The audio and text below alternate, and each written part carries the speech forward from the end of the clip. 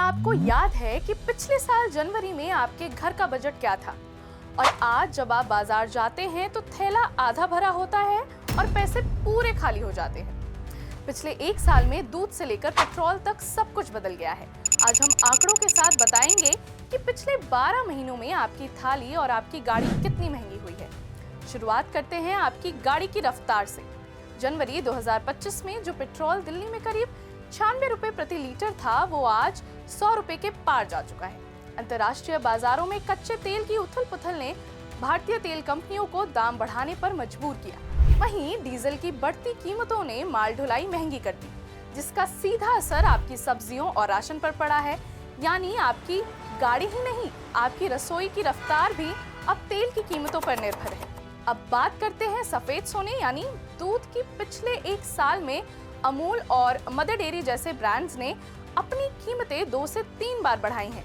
जो दूध पिछले साल 66 रुपए प्रति लीटर था, वो अब 72 रुपए तक पहुंच गया है। चारे की बढ़ती लागत और ट्रांसपोर्टेशन ने डेयरी प्रोडक्ट्स को आम आदमी की पहुंच से दूर किया है।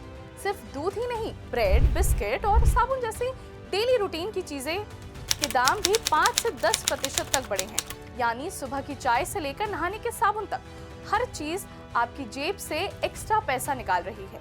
रसोई की बात करें तो प्याज और लहसुन ने इस साल सबसे ज्यादा रुलाया है। बेमौसम बारिश और खराब फसल की वजह से सब्जियों के दाम पिछले साल के मुकाबले औसतन 15% ज्यादा है। दालें, जो प्रोटीन का सबसे बड़ा जरिया है, उनकी कीमतों में भी 20 रुपए से 25 रुपए प्रति किलो का उछाल देखा गया है। पिछले साल जो थाली 30 से 35 रुपए में तैयार होती थी, आज उसकी कीमत 45 के पार जा चुकी है। अब बात आपके हाथ में मौजूद स्मार्टफोन की। पिछले एक साल में मोबाइल फोन्स और लैपटॉप की कीमतों में 10% से 15% तक का उछाल आया है। जो लैपटॉप पिछले साल 45,000 तक का था, आज उसके लिए आपको 52,000 तक खर्च करने पड़ रहे हैं। ग्लोबल मार्केट में सेमीकंडक्टर चिप्स की कमी और बढ़ते लॉजिस्टिक्स के खर्च ने इलेक्ट्रॉनिक्स को महंगा कर दिया है।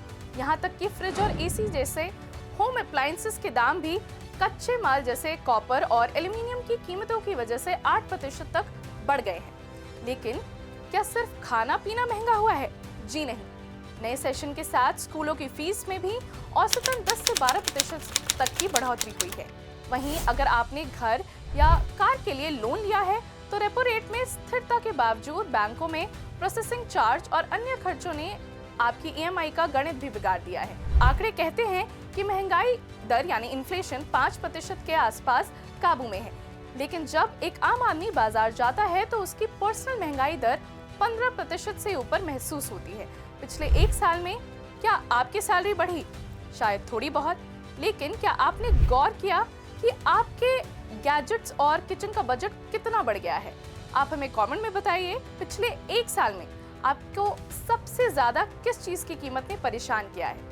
क्या आपको लगता है कि आने वाले बजट में सरकार मिडिल क्लास को कोई बड़ी राहत दे पाएगी?